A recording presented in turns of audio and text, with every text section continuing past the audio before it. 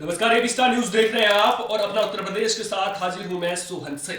Bulletin की शुरुआत करेंगे। सबसे पहले बात करेंगे बागपत की, जहां सब्जी मंडी में गोलीबारी की खबर सामने आई है। आपको बता दें कि इस गोलीबारी में 3 लोगों के घायल होने की खबर सामने आ रही है। आपको बता दें कि मामूली विवाद को लेकर के सब्जी विक्रेताओं के बीच में बहस हो गई थी, जिसके बाद जो नौबत है वो गोलीबारी तक आ गई, जिसके बाद जो घायल लोग हैं उन्हें अस्पताल में भर्ती किया गया है। तो बागपत में सब्जी मंडी में विवाद की खबर सामने आ रही है। मामला खेकड़ा की सब्जी मंडी का है, जहां किसी बात को लेकर सब्जी विक्रेताओं में विवाद हो गया। देखते ही देखते विवाद इतना बढ़ गया कि नौबत गोलीबारी तक की आ गई। इस दौरान दोनों पक्षों की ओर से कई राउंड फायरिंग की गई, जिसमें 3 लोग घायल हुए हैं, जिनमें से एक की हालत गंभीर बताई जा रही है।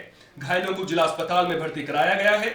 बता दें कि गोलीबारी के दौरान कई लोगों ने भागकर अपनी जान बचाई। फिलहाल मामले को लेकर दोनों पक्षों की ओर से थाने में शिकायत दर्ज की गई है। पुलिस मामला दर्ज कर जांच में जुट गई है। तो बागपत से एक खबर सामने आ रही है, जहां पर सब्जी मंडी में रोजाना की तरह जो सब्जी विक्रेता हैं वो सब्जियां बेच रहे थे, उसके अलावा जो ग्राहक हैं वो सब्जी खरीद रहे थे। लेकिन इसी दौरान जो सब्जी बेचने वाले दुकानदार थे उनमें आपसी विवाद हो गया, जिसके चलते जो नौबत है वो गोलीबारी तक की आ गई। अब यहां पर सवाल ये उठता है कि आखिर इन लोगों के पास जो तमंचे थे वो कहां से आए, ये अपने आप में बड़ा सवाल है। और अब दोनों ही पक्षों जिनकी ओर से फायरिंग की गई है उनकी ओर से पुलिस में एक दूसरे के खिलाफ शिकायत दर्ज करवाई गई है। पुलिस पूरे मामले की तफ्तीश में जुट गई है।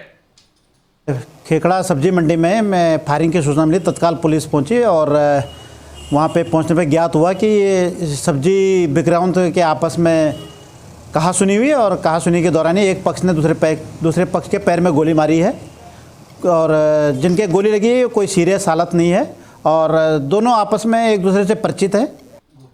खबर कासगंज से है, जहां बसों की पार्किंग को लेकर के प्रशासन सख्त नजर आ रहा है। आपको बता दें कि बस स्टैंड पर जो बसें आड़ी तिरछी तरीके से लगाई गई थी उनके खिलाफ कार्रवाई यहां पर की गई है। साफ तौर पर प्रशासन ने संदेश दे दिया है कि अगर जाम के हालात बनते हैं, जो बसें हैं उनको आड़ी तिरछी तरीके से खड़े करने की वजह से, तो प्रशासन ऐसे बस चालकों को बिल्कुल भी नहीं बख्शेगा। तो कासगंज में बस स्टैंड पर बसों को आड़े तिरछे तरीके से खड़े करने वालों पर प्रशासन का डंडा चला है। दरअसल रोडवेज बस स्टैंड पर सदस्यों ने आड़ी तिरछी खड़ी 4 बसों के चालान काटे, जबकि एक बस को दस्तावेज न होने पर सीज कर दिया गया। दरअसल बसों को सही ढंग से पार्क न करने की वजह से आए दिन लोगों को जाम की समस्या से दो चार होना पड़ता था। प्रशासनिक कार्रवाई के बाद लोगों को जाम से राहत मिली है। करीब 1 घंटे तक चली इस प्रशासनिक कार्रवाई से बस चालकों में हड़कंप मच गया है। तो पार्किंग को लेकर के जो समस्याएं थी उसको लेकर के अब प्रशासन का डंडा चला है। आपको बता दें कि जो आम लोग हैं वो लंबे समय से जाम की समस्या से परेशान थे, जिसके बाद प्रशासन ने अब जाम की समस्या ना हो इसको लेकर के कार्रवाई करनी शुरू कर दी है। जो बसें सही ढंग से पार्क नहीं की गई थी उनके खिलाफ कार्रवाई की गई है। आपको बता दें कि 4 बसों के चालान काटे गए हैं। इसके अलावा जब प्रशासन कार्रवाई कर रहा था तो उस दौरान एक बस के दस्तावेज ना होने के बाद उस बस को भी सीज कर दिया गया है। तो वहीं आम लोगों ने भी अब राहत की सांस ली है, क्योंकि अब जो जाम की समस्या थी उससे लोगों को निजात मिल गई है। बसों के खिलाफ चलान अभियान चलाया गया है, जिसके अंतर्गत देखा जा रहा है कि कुछ प्राइवेट बसें, कुछ अनुबंधित बसें, कुछ सरकारी बसें रोड पर ही खड़े हो जाती हैं, जिससे कि आवागमन में बाधा उत्पन्न होती है।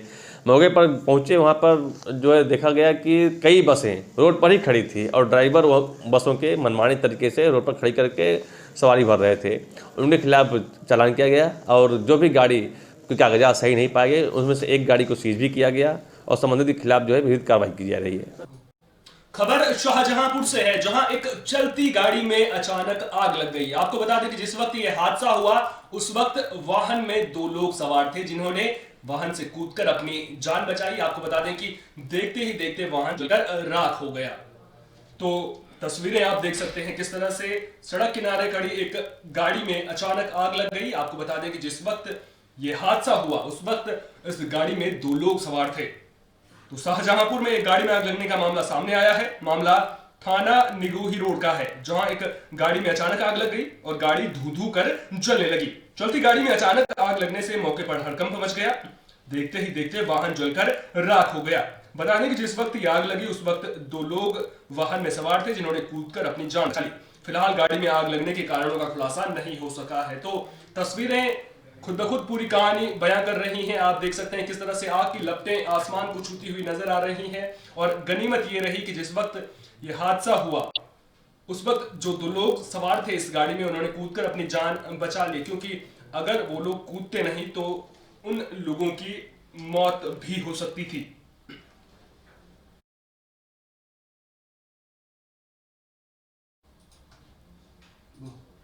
नशे के सौदागरों के खिलाफ यूपी पुलिस का शिकंजा लगातार कसता जा रहा है। आपको बता दें कि इसी कड़ी में भदोही में भी पुलिस ने बड़ी कामयाबी हासिल की है। आपको बता दें कि 2 नशे के सौदागरों को पुलिस ने यहां पर अवैध गांजे के साथ में गिरफ्तार किया है।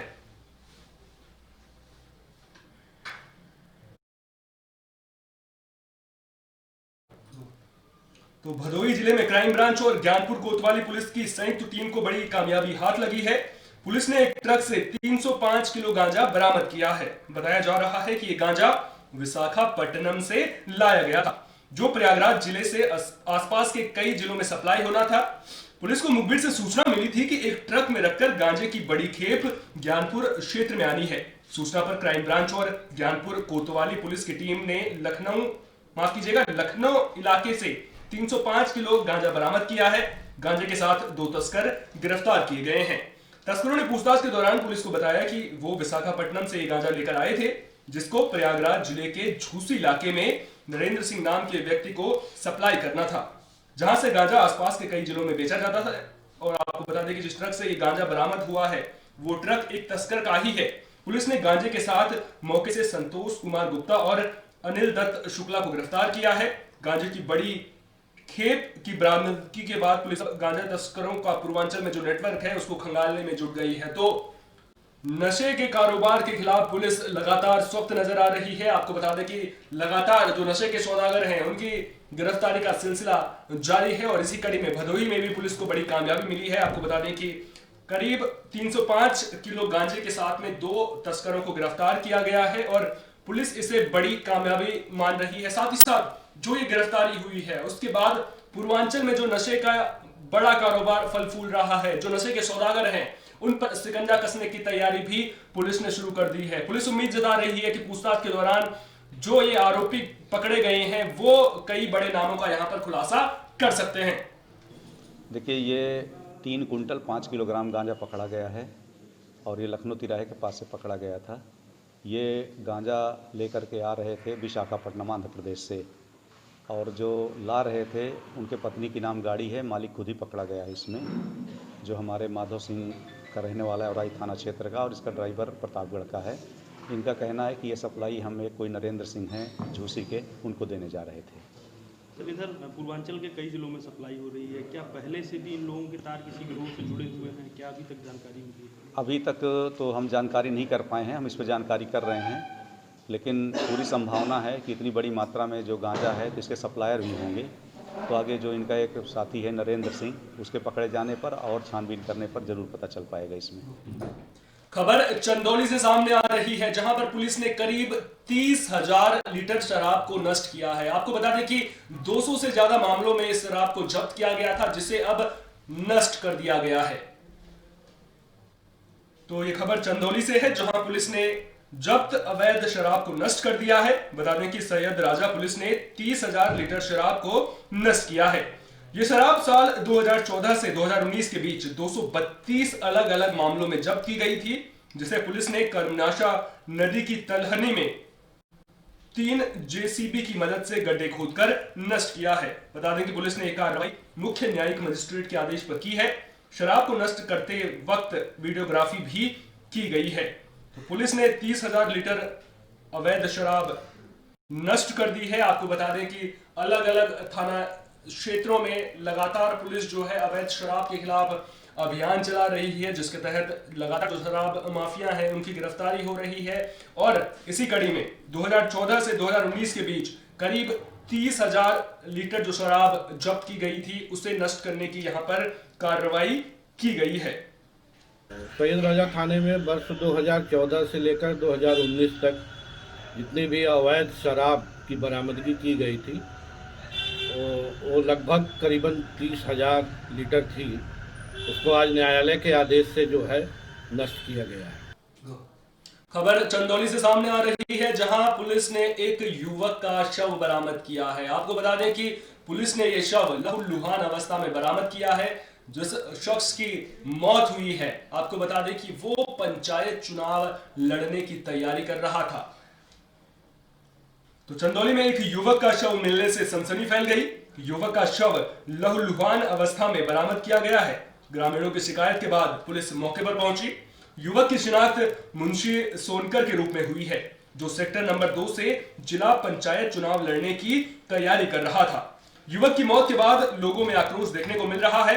हत्यारों की गिरफ्तारी को लेकर परिजनों ने सैदपुर चंदौली रोड को जाम कर प्रदर्शन किया है। तो पुलिस ने एक शव बरामद किया है और आपको बता दें कि यह शव मुंशी सोनकर नामक शख्स का है, जो जिला पंचायत चुनाव लड़ने की तैयारी कर रहा था। अब ऐसे में बड़ा सवाल ये उठता है कि आखिर इस शख्स की हत्या किसने की है, आखिर इस वारदात के पीछे कौन है। पुलिस के लिए ये किसी पहेली से कम नहीं है। वहीं दूसरी तरफ परिजन भी लगातार पुलिस पर दबाव बनाने की कोशिश कर रहे हैं। परिजनों ने सैदपुर चंदौली रोड को जाम कर प्रदर्शन भी किया है, लेकिन अब पुलिस इस पूरे मामले की गुत्थी को कब तक सुलझा पाती है, ये अपने आप में बड़ा सवाल है। और उससे भी बड़ा सवाल ये है कि क्या पंचायत चुनाव में रंजिश को लेकर के इस वारदात को अंजाम दिया गया है।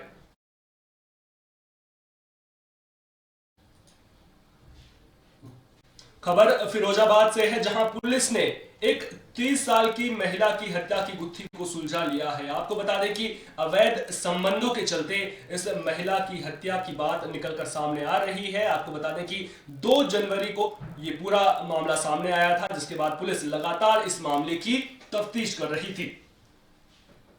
तो फिरोजाबाद पुलिस को बड़ी कामयाबी मिली है। पुलिस ने 6 दिन पहले हुई 30 साल की महिला की हत्या का खुलासा कर दिया है। मामला सिकोहाबाद थाना इलाके का है।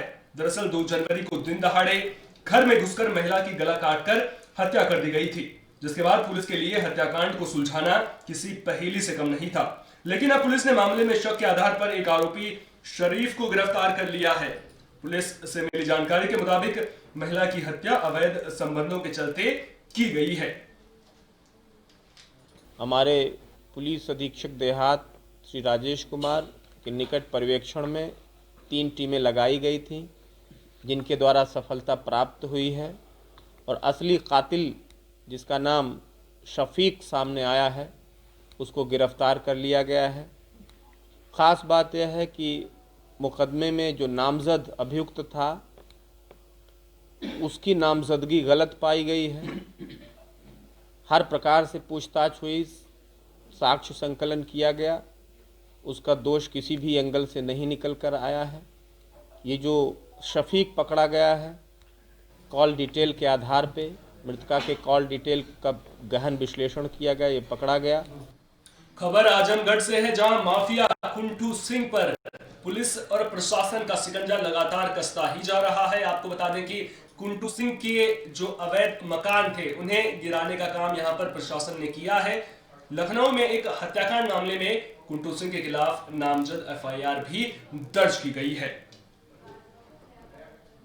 तो खबर आजमगढ़ से सामने आ रही है, जहां प्रशासन ने बड़ी कार्रवाई की है। माफिया कुंटू सिंह के आशियाने पर प्रशासनिक बुलडोजर चला है। बता दें कि कुंटू सिंह पर लखनऊ में अजीत सिंह हत्याकांड मामले में नामजद एफआईआर दर्ज की गई है, जिसके बाद माफिया कुंटू सिंह के मकान को प्रशासन ने ध्वस्त कर दिया है। इस मौके पर बड़ी संख्या में पुलिस बल को तैनात कर दिया गया था। डीएम और एसपी भी मौके पर मौजूद थे। तो कुंटू सिंह के खिलाफ प्रशासनिक कार्रवाई यहां पर देखने को मिली है। आपको बता दें कि लखनऊ में अजीत सिंह हत्याकांड मामले में इसका नाम सामने आया था, जिसके बाद इसके खिलाफ लखनऊ में नामजद एफआईआर भी दर्ज कर दी गई है और अब प्रशासन का डंडा भी इसके जो अवैध संपत्ति है उस पर चलना शुरू हो गया है। जो मकान इसने बना रखा था उस पर प्रशासनिक बुलडोजर चला है और आपको बता दें कि इस दौरान हालात ना बिगड़े, इसको लेकर भी प्रशासन पूरी तरह से चाक चौबंद तैयारियों के साथ नजर आया और मौके पर बड़ी संख्या में पुलिस बल की तैनाती की गई। साथ ही साथ हालात ना बिगड़े, इसके लिए डीएम और एसपी भी मौके पर नजर आए।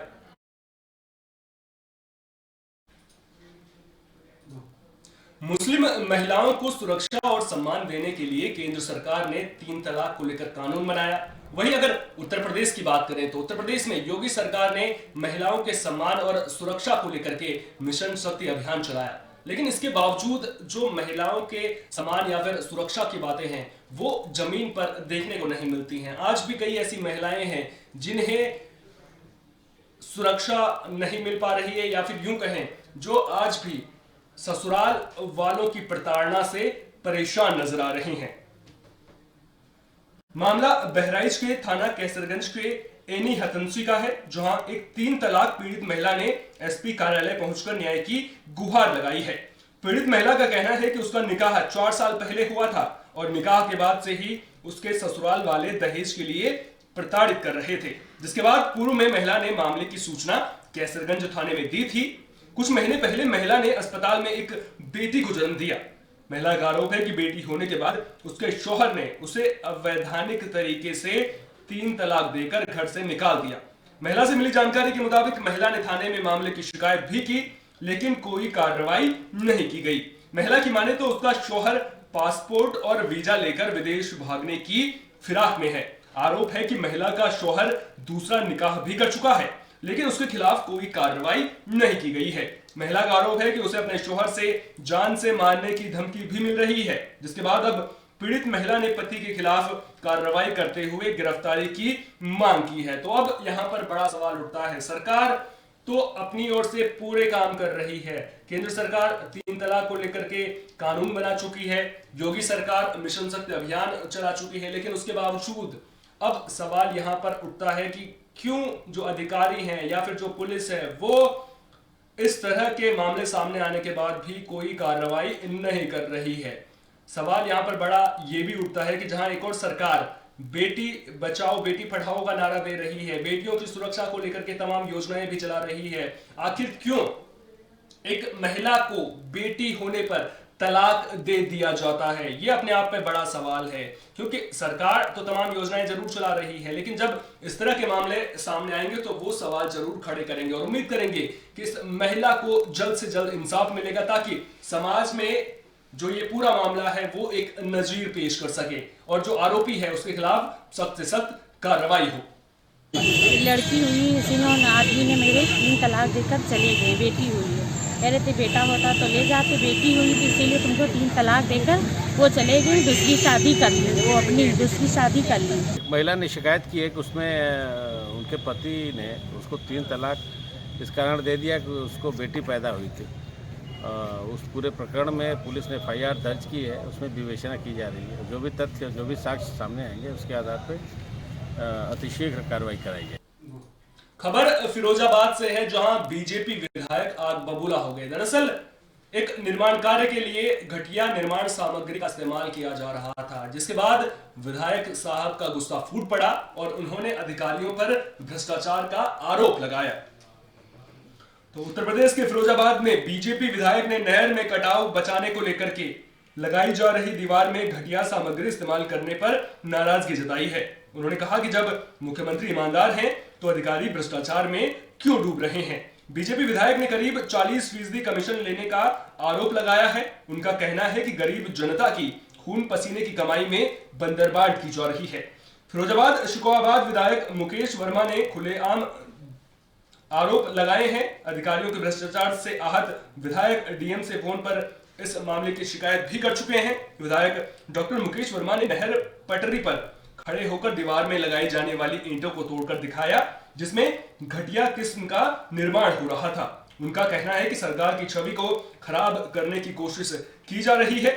प्रदेश सरकार में पनपे भ्रष्टाचार से विधायक परेशान है तो आम आदमी की कौन सुनेगा? यहाँ पर बड़ा सवाल ये उठता है, क्योंकि अभी हाल ही में आपको गाजियाबाद के मुराद नगर शमशान घाट का मामला याद होगा, किस तरह से वहां पर निर्माण में भ्रष्टाचार का मामला सामने आया था, जिसने कई लोगों की जिंदगी को ले लिया था। और अब फिरोजाबाद से हालांकि किसी तरह के हादसे की खबर सामने नहीं आ रही है, लेकिन हादसे को न्योता देने की यहाँ पर पूरी तैयारी जो है वो अधिकारी जरूर करते हुए नजर आ रहे हैं। क्योंकि अगर निर्माण सामग्री में घटिया निर्माण सामग्री का इस्तेमाल होगा, जो सरकार योजनाएं चला रही है उनमें अगर अधिकारी भ्रष्टाचार करेंगे तो उसका सीधा सीधा असर आम जनता पर पड़ता है और जनता को भुगतना पड़ता है। तो उम्मीद करेंगे कि जब विधायक साहब ने इस पूरे मामले को संज्ञान में ले लिया है तो उसके बाद इस पूरे मामले पर कार्रवाई होगी।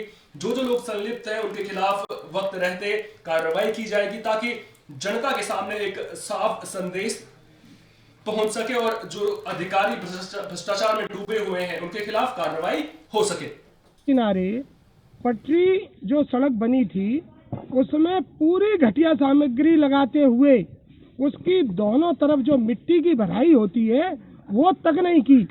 आने वाले 2-3 महीने में जैसे ही बरसात होगी पूरी सड़क फिर खराब हो जाएगी।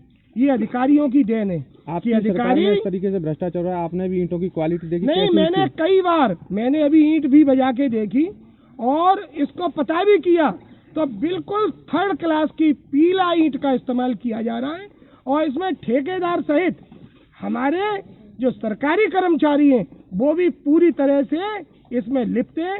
पिछली बार भी हमने इसकी जिला अधिकारी महोदय के संज्ञान में लिया था और आज से 15 दिन पहले सांसद जी ने भी इस बात को रखा था कि अगर एक एक पाई जनता के खून की कमाई अगर इसमें सही ढंग से लगेगी तो ये लंबे समय तक चलेगी। अपना उत्तर प्रदेश में फिलहाल के लिए इतना ही। दीजिए इजाजत। नमस्कार।